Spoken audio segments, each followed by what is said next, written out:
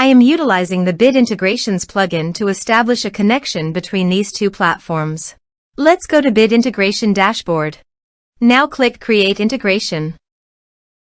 Now search and select Trigger, which is MetForm. Select a form. Click Next. Search and select an action. Registration. Choose an action type. Map the respective fields.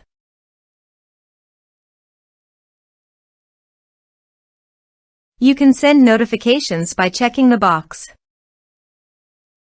Choose here the WP user role.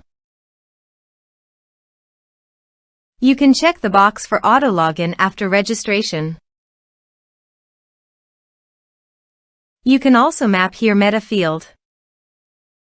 Here are advanced features in conditional logic. If you want, you can use it for your own requirement. Now click on Save. Now go to your form and type some information.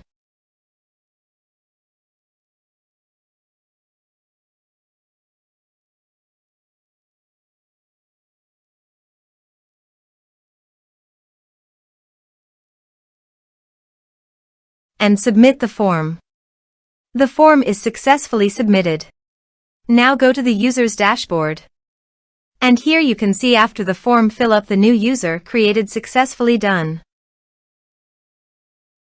Thanks for watching.